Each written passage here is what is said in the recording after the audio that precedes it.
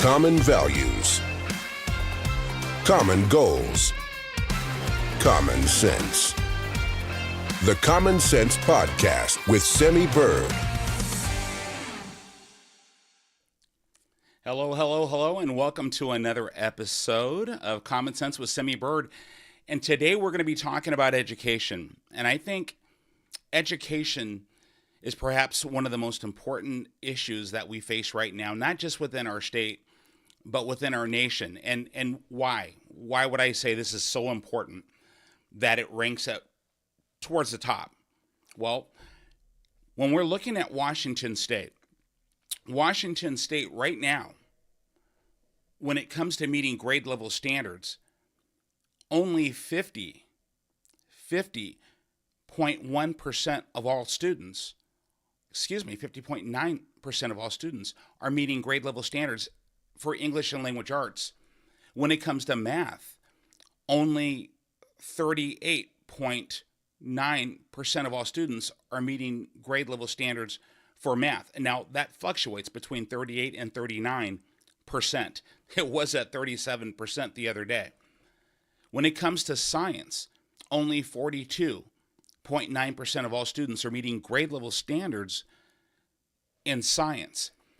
And so if we're talking about that phrase, reading, writing, and arithmetic, well, academically, our public education system is failing our students and failing those families, but it's doing so at a cost of approximately $17,199 per student.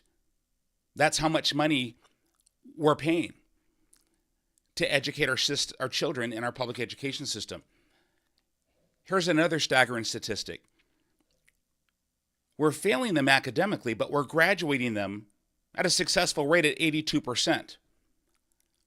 So now I'm allergic to math. But when you have substandard academic results and you're graduating them at an 82% rate, that means we're turning our children out into the world with a substandard education. That is why it's probably one of the most concerning issues for families in this state. And I dare say nationwide. If you look at Virginia, many of you know Glenn Youngkin and Winsome Sears were elected last year in the governor's race because Glenn Youngkin ran on education as a primary issue. And he was successful because parents realized that their children are important factors. Here's something that's relative. Why is it that we have to argue the point that parents are the primary stakeholders in their children's upbringing? Now, when I sat on the school board, I remembered being at that General Assembly and the Washington School Directors Association Resolutions Committee. When it came to voting on the resolution was parents are the primary stakeholders in their children's education. But when it came to voting on that, the Washington State School Directors Association's recommendation was to vote no on that resolution. Now, many of you out there know I was very outspoken. I pushed back, and we were able to get that turned around, and we got it passed. But the mindset to say that parents are not. So let's talk statistics. Why would I and many others say that parents are the primary stakeholders outside of the common sense understanding as to why? Statistically, scientifically, and empirically, when parents are involved in their children's education, children acclimate to their academic environment better. When parents are involved in their children's education, children's academic standards rise. Their grades go up. And here's kind of a common sense example, if you will, to put it in context. We know that God does not make Asian children smarter than any other race. But why do they statistically, consistently, academically outperform any other demographic within the American school system, and for sure within the Washington State school system? It's because culturally, those families take a higher involvement. Parents participate more in their children's education. They put education higher as a standard within that household. So why would we not value parents as primary stakeholders? Similar to this, something I have proposed and I will continue to propose is simply this: a parents' university, where we are educating parents, giving them the tools to help them educate their children. So when that child comes home, that parent can help navigate that homework with their child. The parent can help tutor that child. The parent can help bring those tools to the forefront to help facilitate academic excellence in their children. This is something we should all consider. And for Washington State, why would we not establish a vision that simply says this?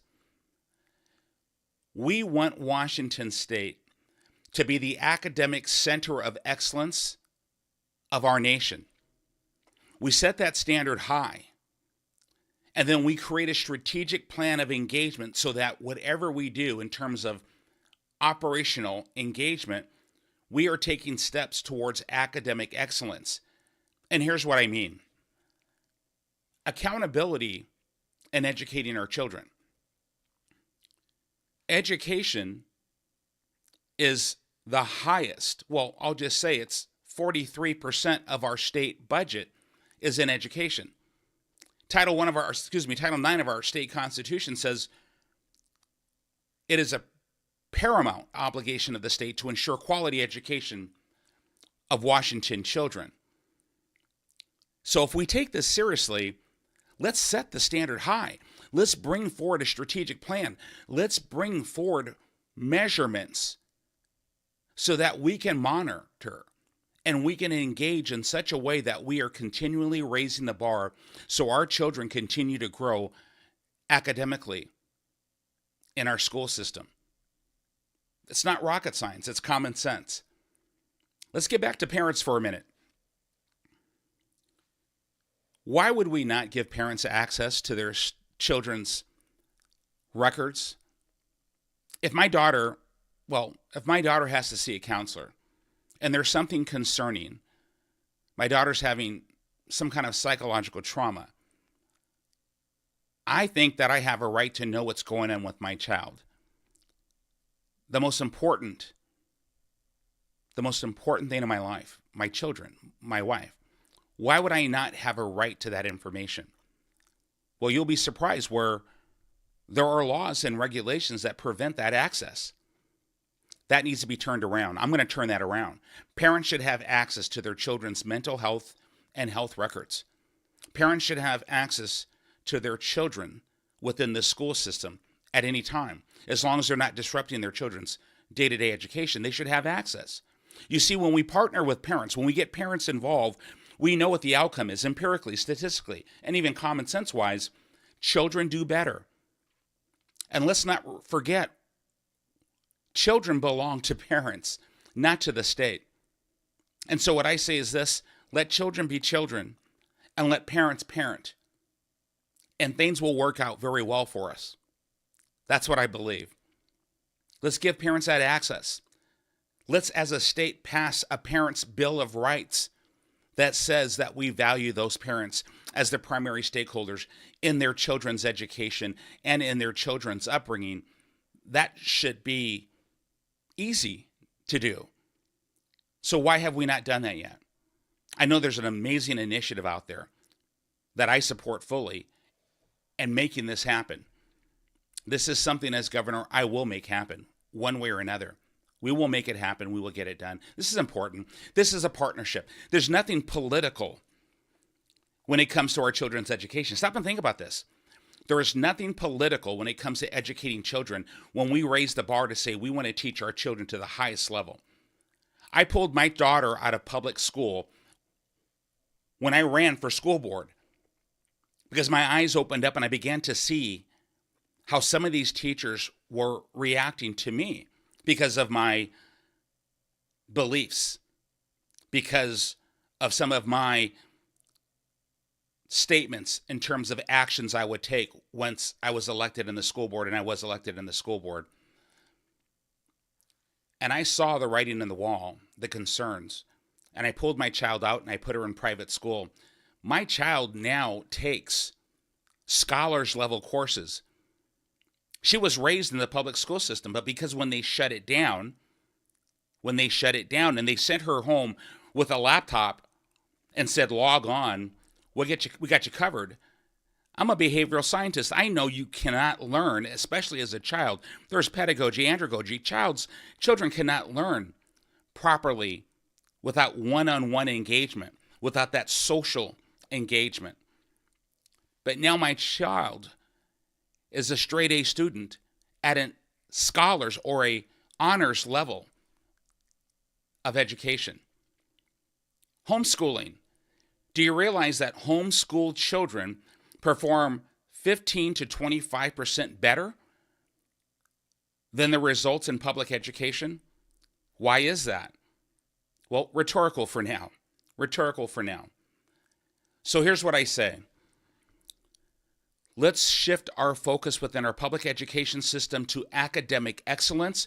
Let's bring forward strategies to facilitate that. And I'll give you an example. I'm glancing here because I have some questions coming in, and I'm with you guys. I appreciate you logging in. Why would we not bring forward a scientific approach to literacy, aka structured literacy?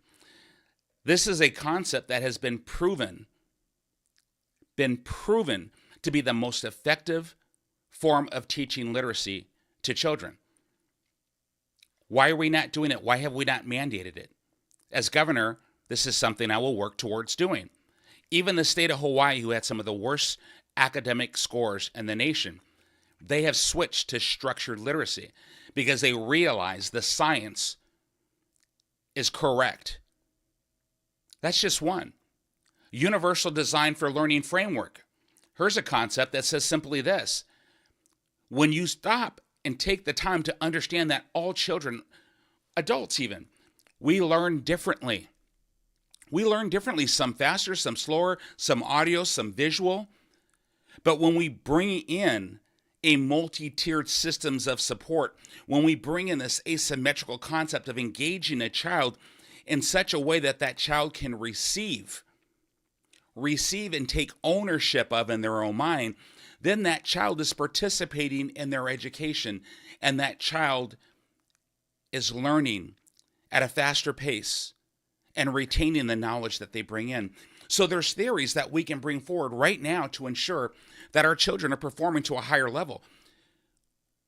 Our education system, and I'll just say our administration, has blamed COVID-19. That's why.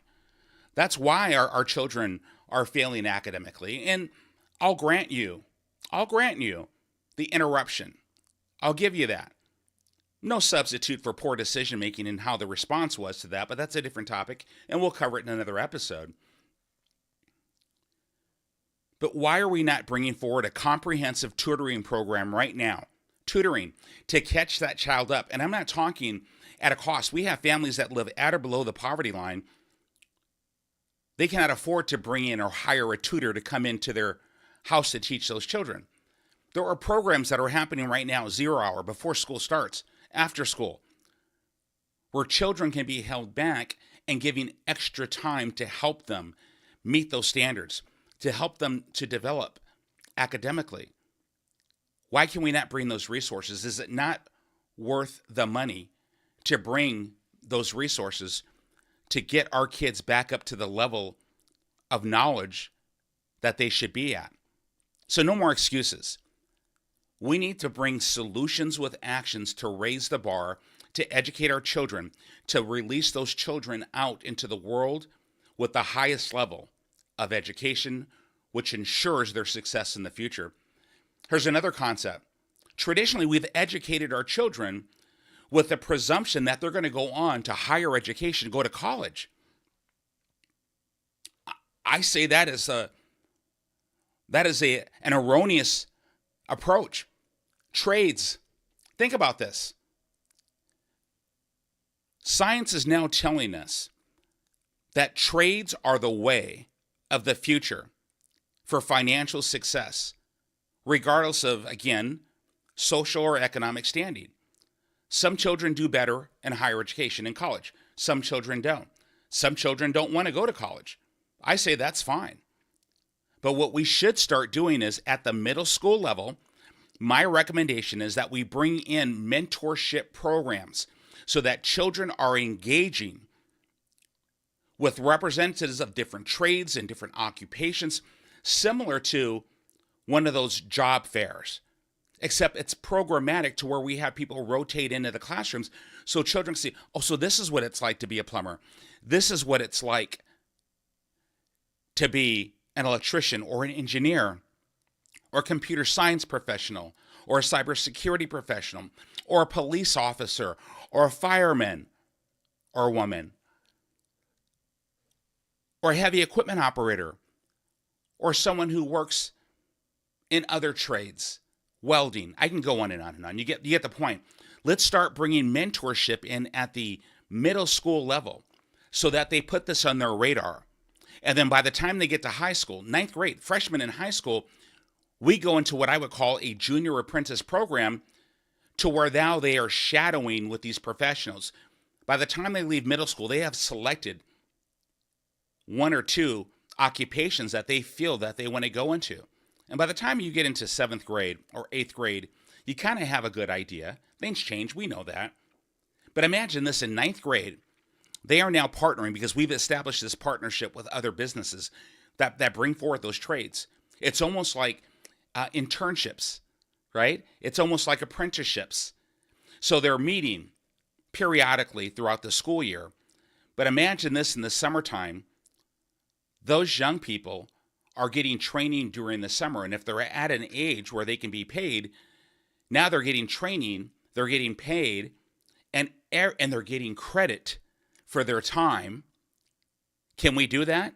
CTE programs where we start in the freshman year, and by the time they graduate as a senior, they have the knowledge, skills, and abilities to get a high-paying job as soon as they graduate.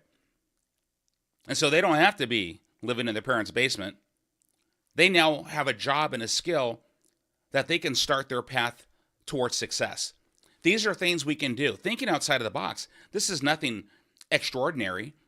This is something we can do. We're already bringing in these types of programs at a small scale, but they're not programmatic. They're not consistently implemented. So there's a lot that we can do.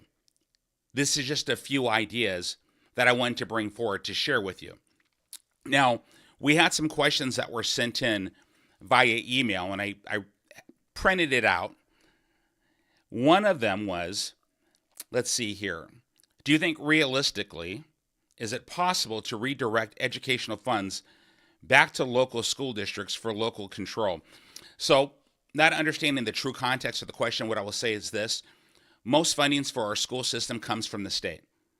Title I programs, which means if you're a school within a low-income district, then you'll get federal Title I funds, but predominantly funds come from the state. Again, it's high in our budget, 43%. And imagine this, taxpayers.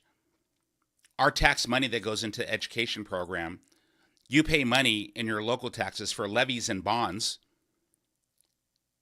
and you see the results that we're getting. So here's what I say to this question. How about accountability? Whereas a school district is going to be held accountable for how they perform. You want state funding, you want taxpayer dollars, then you have to earn it. You have to demonstrate that you're taking steps towards academic excellence within your school district, and we are seeing key performance indicators, metrics that you are growing forward stronger in your education of our children. I think that's fair. And when we talk about local control is most exhibited in your school board. 28alpha.150.230 is the RCW that regulates school board directors. That gives power to the citizens of that community to choose who their school board directors are. Do they have a mindset of academic excellence?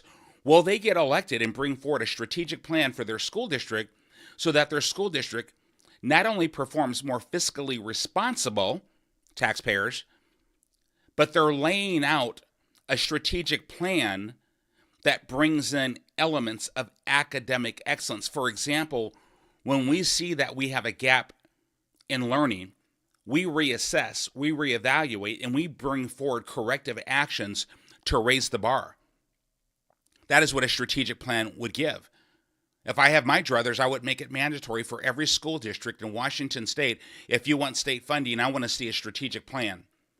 I want to know that these school districts are doing everything in their power to raise the bar and achieve academic excellence. I remember when I was the school board director and I proposed, because, as a behavioral scientist and as a performance improvement consultant, I've been doing this for years, helping corporations and universities and other institutions, hospitals, develop strategic plans. I had so much pushback. I even had people say, well, teachers, you can't expect teachers to do this. Let me make something very clear for everyone, because again, nothing I'm saying should be perceived as political, right? What I'm saying is simply this. I love our teachers. I love our educators. One of the most noble professions on the planet, where you are taking in a child's education in your hands. And people who go into these occupations do so with a beautiful heart and a mindset of doing good for our children. So when we have so much rhetoric that people will attack teachers, please do not consider or confuse teachers with the teachers union. And I have no animus towards the teachers union. I was invited to sit for endorsement. I chose not to, because for me, my belief system does not align with their belief system. And what does that mean exactly? Well, I believe that our schools are public institutions, and they have an obligation to the community that they operate in to provide value for that community through education, quality education of those children. I believe that teachers' unions' function should be predominantly to support our teachers, our educators. That doesn't require getting involved into special interest, social issues. It requires them to support their clients, those educators, those administrators, and then we would get along. I would support that because I have a high regard for our educators and our administrators. So I wanted to put that out there. Nothing political, everything practical. Let's go back to questions. And I've got some on the screen. I'm seeing you guys there as well. Do you support homeschooling? And would money follow their backpacks? 100%. So if I haven't made it clear, if you haven't seen my website, birdforgovernor.com, you would know that I support school choice.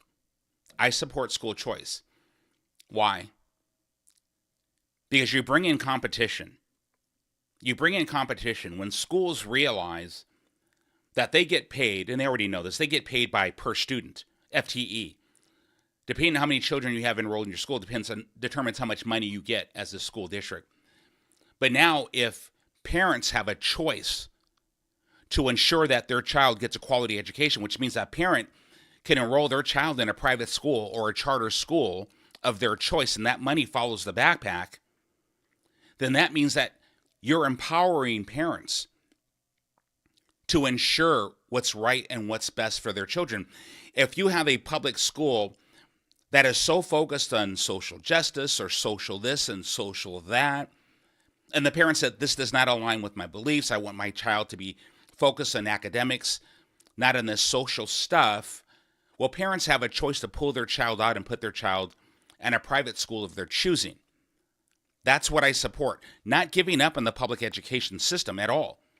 We need public education, believe it or not, we do. And I believe in lifting it up, empowering it, strengthening it, making it the gold standard. But competition between public education and private education will help to do that. It's a natural progression of things. In terms of homeschooling, my proposal does not mess with homeschooling families, which means there are no strings attached. This is simply an account, an education account, where money is deposited in that account, and parents as needed can pull that money out. For example, a homeschool family has to pay for curriculum, has to pay for books, has to pay for software and materials for their homeschool program. They would get reimbursed for that. Nothing changes from what they're doing right now. There's no strings attached. They're just finally going to get compensated for educating their children and using their own money, their own expenses for doing it. And so These are things that we can do to help. I want to go over to the screen. Kyle Nichols says, you're blaming the schools in the school district for a lot of the failures. It starts at the state level. All the reporting bureaucracy required, and it puts a burden on teachers. So the state is putting all these burdens on teachers with recording. But by the way, Kyle, it's not the teachers that are responsible for all that reporting. It's the administration level. Teachers' jobs are to educate children. And to be very clear, if you heard me blame teachers, I could have swore I said that one of the most noble professions on the planet. And I have a high, if not the highest regard for teachers and our educators who give their lives and their souls to educate our children. I'm repeating that so that you understand. High value, no blame. By the way, blame is a victim behavior that I choose to avoid. I'm talking about bringing solutions with actions to raise the standard of education, not putting more burdens on our teachers or our educators. No, not at all. I'm not asking for that. If we want to have a conversation and talk about what paperwork is required, and I know the paperwork, again, Kyle, I'm not sure which school you teach at or which school you're a principal or superintendent of, but I would have that conversation with you. I would listen to you. And if there are unnecessary burdens being put on teachers that need to be reeled back, I will listen. I will learn. And if it helps our educators to free them up to focus on what they need to focus on, I'm all in. So again, no blame, just bringing steps towards excellence. Let's see what else we have here. You know, we've talked about ideas for helping to educate. And I'll be checking here, and I'm going to go back to another question. Another question, do you support school choice? I think I answered that. Are there executive actions that you can take to fix the education without requiring Democrat support? Here's what I would say to that. Again, my focus on much of my platforms, I try not to make it political, but make it practical and realistic, because whether it's law enforcement or education, it shouldn't be about politics.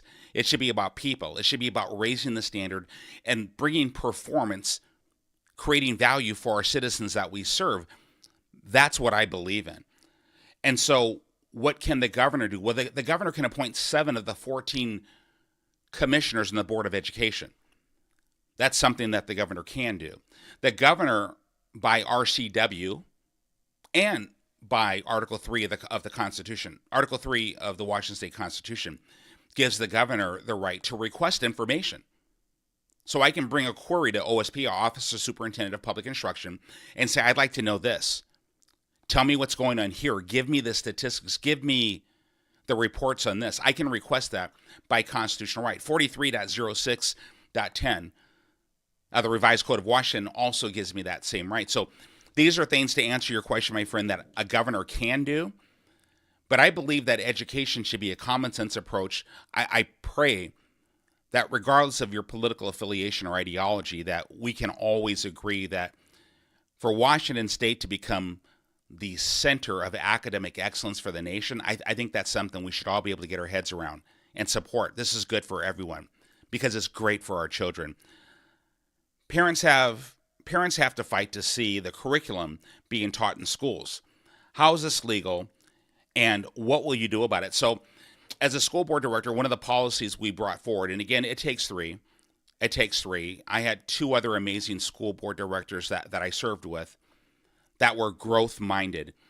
And we passed a policy that said, number 1, if you're going to teach anything controversial in the school, we will give parents the heads up, an opportunity to opt their children out. So parents know what's being taught to their children, but we give them the opportunity to opt out. Here's one of the disturbing things I heard from our superintendent and a couple other board directors when I was serving. And they said it's the parents' obligation to go in and review through the tens of thousands of pages of curriculum to see specifically what they would want to opt their children out of. And I said during that board meeting, it's recorded, by the way, that's too much of a burden for a family. You have parents that are working 8 to 10 hours a day, and then they're supposed to come home, take care of their children. If they're moms, or in my case, single moms, they're working all day. They come home, they're spending time with their children, they're cooking, they're cleaning, they're doing all those other things. And you know what I'm talking about. Moms, you're amazing. And then now you're going to get online and you're going to hope that you have access, and you're going to scroll through tens, and that's not realistic. It's our jobs as education institutions to understand what's right, what's wrong, and to make sure that we're transparent with those families. That is our job. This should be a partnership. Think of it that way, a partnership. And if we find that we're doing something wrong, let's fix it. We talk about controversial books in libraries. We talk about comprehensive sex education. My concern with comprehensive sex education is that we're over-sexualizing our children. And when you over-sexualize a child, you give them this broad and consistent access. You desensitize them. And it makes them vulnerable to predators and to grooming. This has been realized through empirical study. So we have to be careful. We have to make sure that we're protecting the innocence of our children. And I hope that doesn't sound political. It's not my intent to make it be political, but it's my intent to protect the innocence of our children, to be transparent with families, to bring parents and families, to integrate them in partnership, to bring forward quality education for our students. And I'm looking just to make sure I'm not missing anything up there. Let's see here. We'll get to it. Guys, I'm still looking. I'm kind of doing multitasking here. We have a couple more questions in here that I want to answer. What can parents do to stand up to schools? So parents, here's what I would say.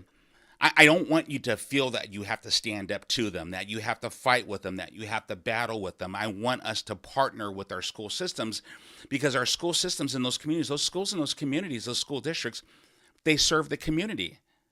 They're funded by your taxpayer dollars. And so you are stakeholders in your education system.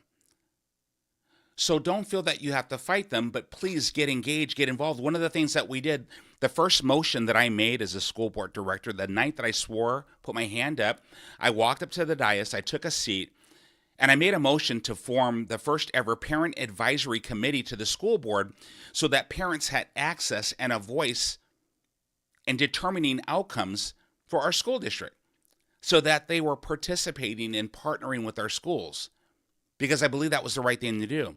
So to answer the question, community members, parents, think about who you're voting for when you vote for school board directors.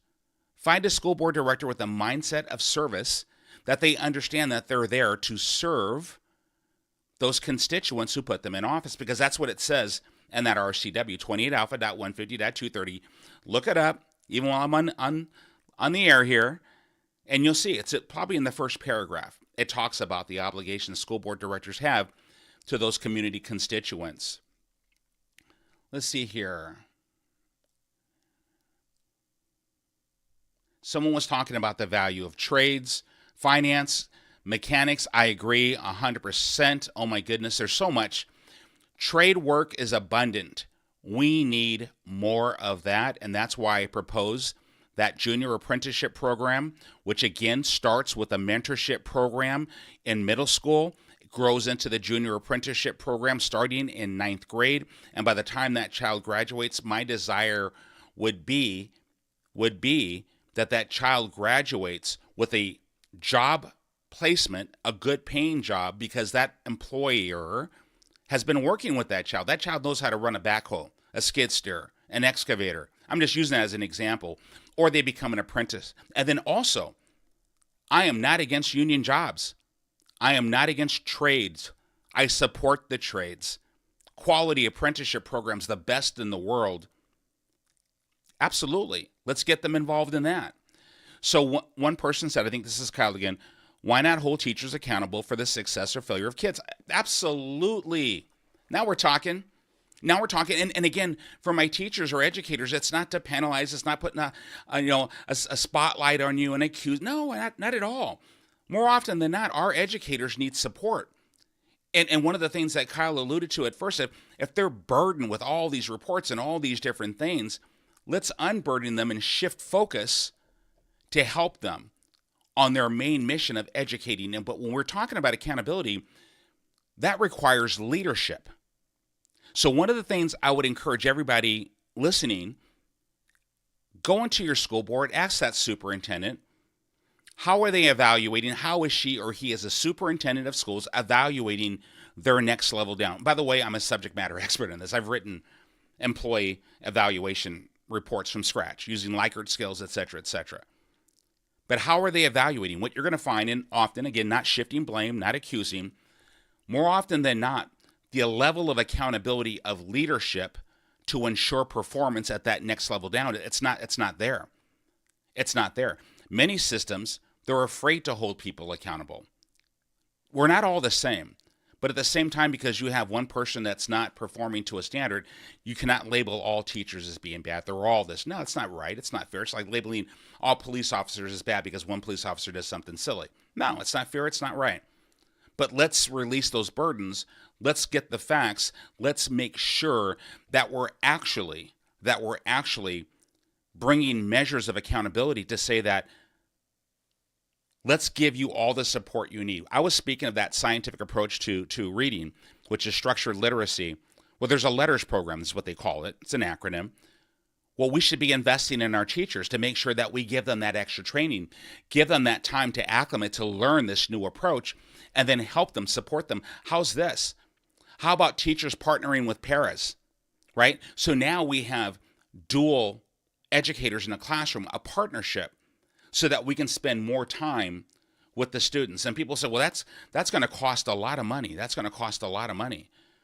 Well, are our children not worth the investment? Because we're spending $17,199 per child now, and we're performing substandardly. So I imagine if we bring a strategic approach, utilizing key performance indicators to measure steps towards excellence, I think we'll perform more effectively, more efficiently, and more fiscally responsible. So Kyle, I'm with you 100% on that. Let's see here. So someone wanted to ask me about gun laws. I'm checking time. I know this is about education. And I'll never turn down a good question. Folks, just real quick, speaking of gun laws, I'm going to stay on this for a minute. I do support the Second Amendment, Article 1, Section 24 of the Washington State Constitution. Then you have the Supremacy Clause, which is Article 6, Paragraph 2 of the United States Constitution. Article 1, Section 2 of the Washington State Constitution says the United States Constitution is the supreme law of the land. I can go back and forth with this, but no, I do support it. It's not because I'm a shooter, I'm a gun freak, or anything else like that. It's the Constitution. And if you know me, the Constitution is the foundation of my administration. The Constitution is for all of us to protect the citizens. The Constitution is there to protect the citizens. It is not there to protect government. I'm just going to say this, Article 1, Section 1, power is inherent in the people, and government derives its just powers from the consent of the governed, and it is government's job to protect and to maintain the individual rights of citizens. I believe this to my heart, very seriously and very literally. And so when we talk about the Second Amendment, I support it wholeheartedly. And these assault weapons bans, these mag capacity bans, again, I'm just going to real quick. Supreme Court kicked it back down. Judge Benavides, Ninth Circuit, we're in the Ninth Circuit. It was found unconstitutional. Again, I think it's going to get sorted out. We now have a precedent, and we have a judge who understands the Constitution. We have some other questions in here. But while we're talking about weapons, let's just understand this. The American Psychological Association has determined that guns don't kill people. People kill people. It is social, economic, psychological factors that leads to gun violence. And so as governor, I plan on bringing forth a whole host of social programs to break down the dysfunction that leads to this. We need to reinvest in our mental health systems. We need to build that infrastructure to be stronger. We need to maintain the strength of our families. We need to protect our families. We need to support our families, because how we grow up has a direct correlation to how we act as adults. Just my 2 cents. And while we're talking about guns, can we agree to have school resource officers in every school from elementary through middle school to high school, so that children grow up seeing our amazing law enforcement professionals in their schools, so that they can see them as partners, as friends, as mentors, as someone that is there to protect them, someone is there to support them. I think it's a good thing. And it protects our children, our active shooter programs. I promise you this, in federal government, I used to support this directly as a federal director of training and leadership development. Homeland Security is run, hide, fight. There are too many schools out there who do not have active shooter programs in place. This means that teachers and administrators should be trained on a regular basis. Protocols should be written. Children should understand we should conduct drills. We should have vulnerability assessments done at every single school so that we understand any access gaps. This is, again, an area of specialty of mine. Understanding the value of vestibules, secure points throughout the school day, access protocols, systems, technology, physical security to protect our children. I think that's something we should all appreciate. So I kind of took Second Amendment and I quickly brought us back to education. Stay with me on this. Stay with me. I saw a couple questions here, and one said, mental stability, testing like prison guard. I got you on that. But someone brought something up here, not necessarily, relative to our discussion in schools, but they were talking about a poll that came out. And the poll came out from the Northwest Progressive Institute. And that says a lot. And again, I'm not against anyone. I'm for everyone. But it really showed a focus on results. And they had me at, polling at number 3. And you guys know the value of polls. I'm going to be nice. This poll had a sample rate of 700 people. 700 was the sample size. And what they say, 700 most likely voters were polled.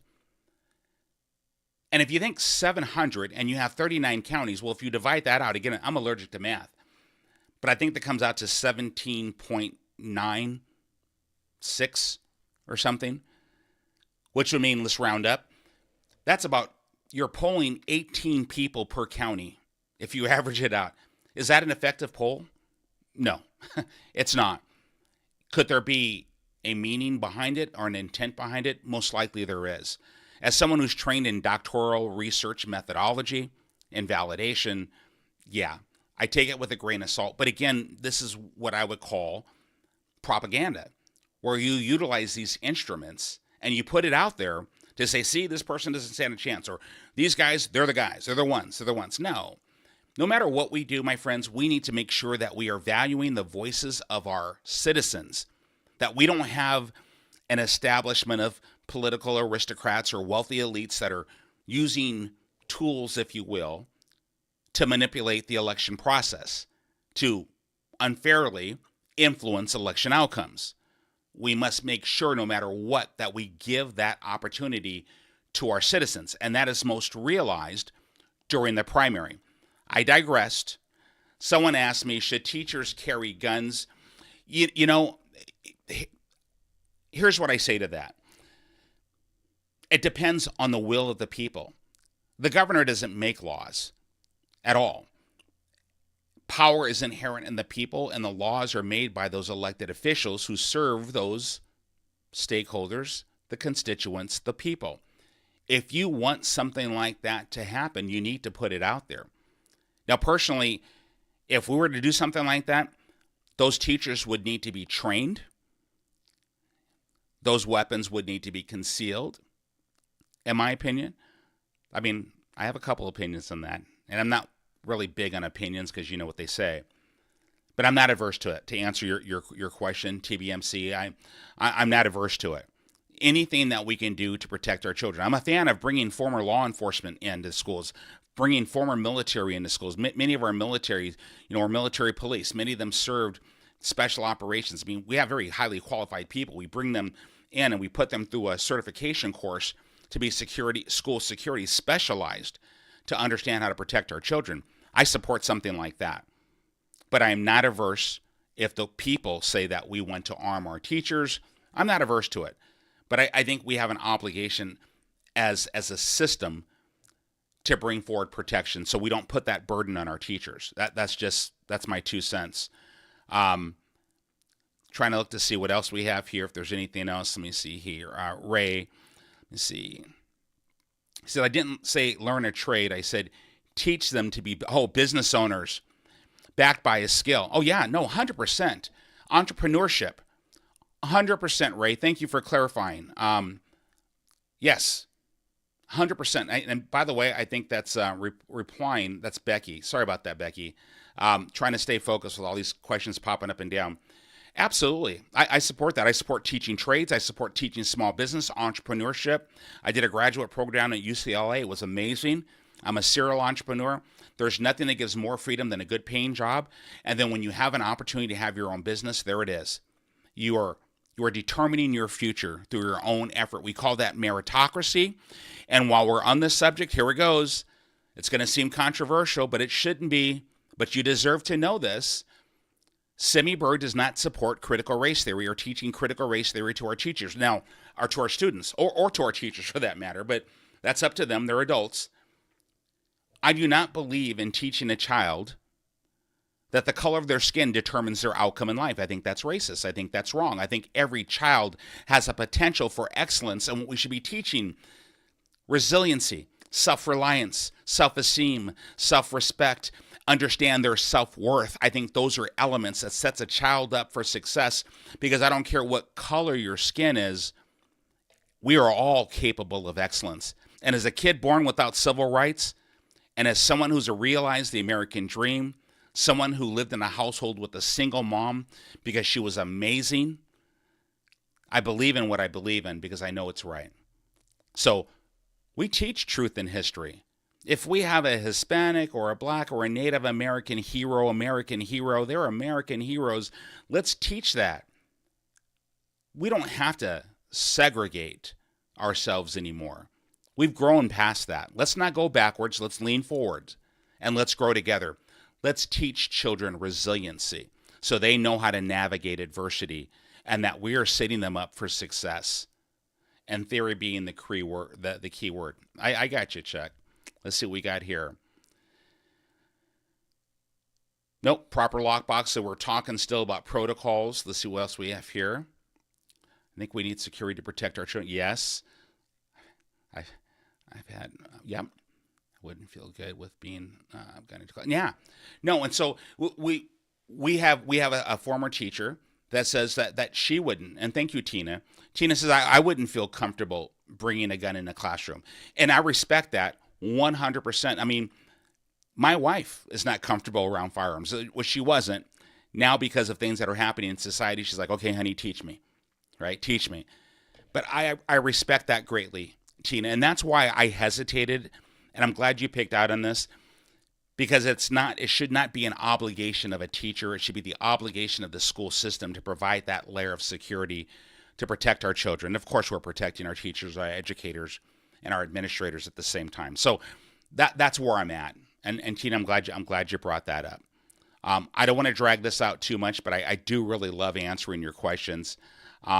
This gentleman, Sherry, our young lady, Sherry, says, part of growing forward is learning what got us here to begin with. No more erasing history. Sherry, I agree. I agree. And so, my friends, we're right there. We're right there at this cusp, and I'm with Sherry, and I'm valuing what her statement was. We have to acknowledge what happened. And it's not blame. We don't do it in a blame way. We acknowledge what happened. And then we say, using those lessons learned, what are we doing now to ensure it doesn't happen again? What did we learn from this? How can we utilize some of the darkness in our history to grow stronger into the light? I agree 100%. And that's why I was saying, I think you heard me. I hope you heard me teach truth in history. I believe that, you guys. There's no code in this. We're not talking 1619 or anything like this. We're talking real common sense truth. History is science. Teach the facts. Don't hold back. There's nothing wrong with it. Just keep it real, as they say, right? Someone says, well, will you be back in Clark County? Soon, I hope, Jake. I love Clark County. Clark County's been good to me. I can say that about a lot of counties. I was just in Whitman last night, and I'm honored and proud to say that Whitman County endorsed me last night. I'm not even sure if we made that public yet, but oops, I just did, and we're live. So we're growing forward together. People are realizing. That's why I say, guys, don't worry about the polls. Don't worry about the polls. They're polls, right? Let's worry about us. Let's worry about doing what we can do to affect what we want to affect. This governor's race is something that we're doing together. We the people. We the people. We the people mean all people. All races, all creeds, all colors, all religions. That's who I am. That's how I roll. Black American, white American, Asian American, Native American, we're all Americans. We're loved. We're brothers and sisters under the red, white, and blue. Can we get our heads around that and love each other? Can we lead with love? Can we stop this modern day segregation where we have to over-label each other and just love each other for who we are and how we represent? Can we have a disagreement and still respect one another? I say yes. You treat me nice. You present something in such a way that you're not coming out and throat punching me, and you're right, or insulting me. I will talk with you. I will learn from you. That's how we should be, right? And if we don't agree, we walk away still respecting one another. Karen says, when will you be back in King County? Tonight. I was just over there in Pierce County. And another wonderful endorsement, Roger Archer, senior pastor of Motion Church, a beautiful church. And I got to say, while I'm talking about that, we have some amazing pastors over there, you guys. So many. Pastor Patricia, shout out to you. Jeff, my brother from Snohomish and Reset, love you, brother. Shout out to you. Dennis Cummings, Experience Church, another beautiful church, beautiful pastors, Pastor Dennis, Pastor Lori. I mean, folks are saying, Simi, Teresa Selby just said, Kitsap County? Oh, that's right, Cross the Rock Church. Sorry. Hey, don't get me wrong, guys. I don't beat people with the Bible. I'm not a theologian, right? But you know, I'm a fan. Why churches? Well, not just churches, mosques, synagogues. We the people, right? We represent. We work together. We come together. We support each other, right? And are not churches often or historically that moral compass of every community? Why not? Let's have some discussions. Let's learn from one another. And I just saw that our Whitman County endorsements on the website. Awesome. Thank you, Dee. We talked about Kitsap County. I just want to make sure I'm not missing anything. I think I'm catching up on my messages here. But when it comes to education, because that is the subject of today's podcast, there's a lot that we can do. Do you guys realize that we have an RCW that states we must teach morality and patriotism? We must teach morality and patriotism. That's an RCW. Look it up. 28 Alpha. I want to say it's 300.30, and I'm guessing. But if you just look up RCW on patriotism and morality, you'll see it. But it is an RCW. Why can we not just teach what the law says we should be teaching? What's wrong with teaching a child to be patriotic, to love their country, to love their community? I remember when I was growing up in Seattle, because by the way, if you didn't already know it, I was raised in Seattle. You know, I dropped out of high school in Seattle, by the way. I am a high school dropout. From K through 11th grade, I had D's, I had F's, C minuses. C's were like A's to me.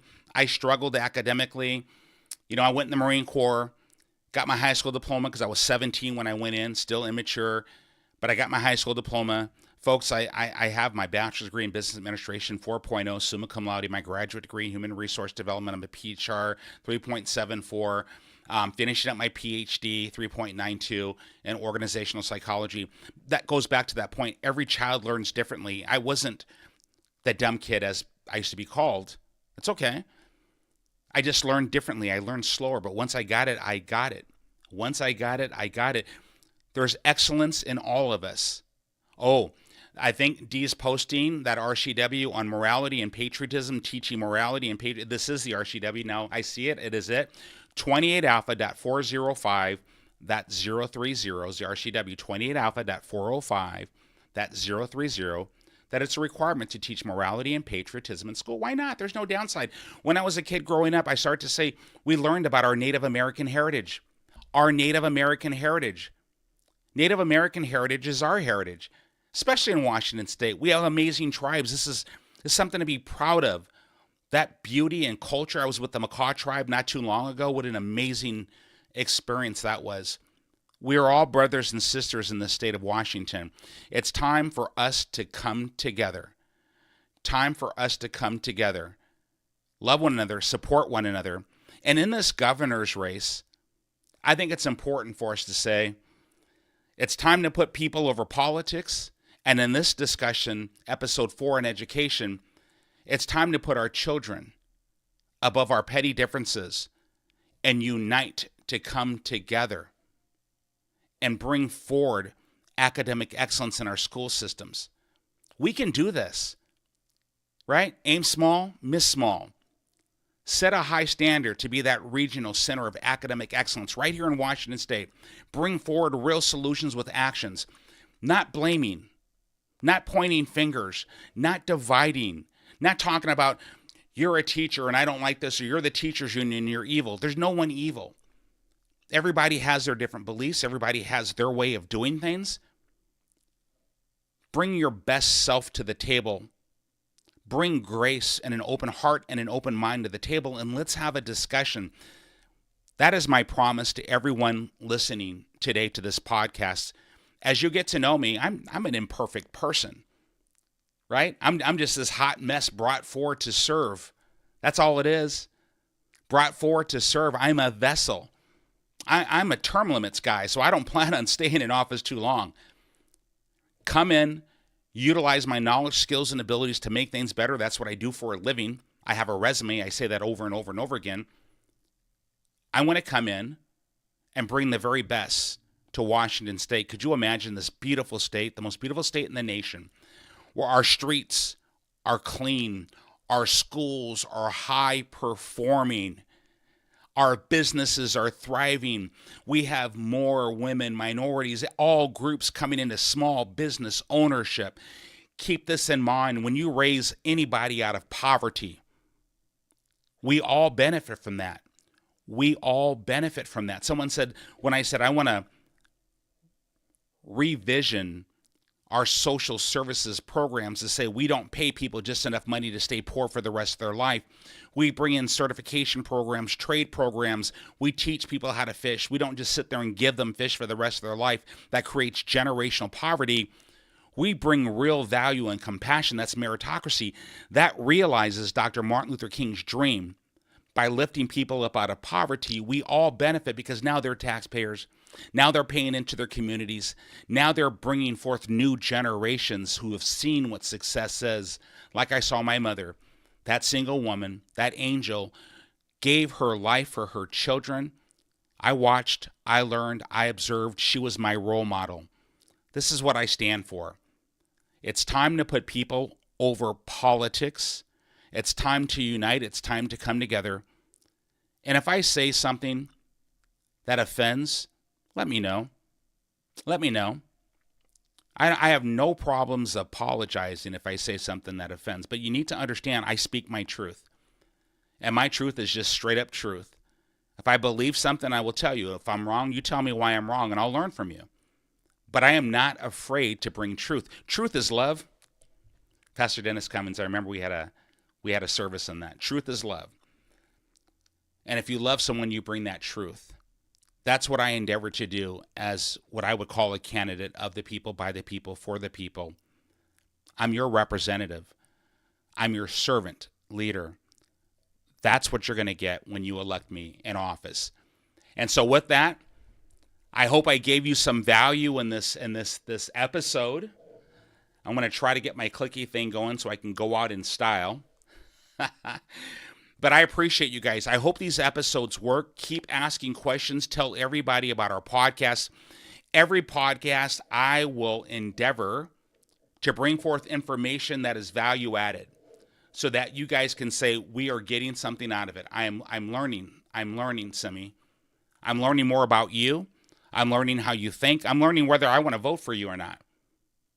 But what I want you to take away is that I will always listen. And we don't always have to agree. Just be nice, and I'll take as much time as I need to, as you need me to to learn from you. So with that being said, I'm going to say thank you all for tuning in. I'll see you next week. It'll be fun. Take care. Till then, God bless you, Washington.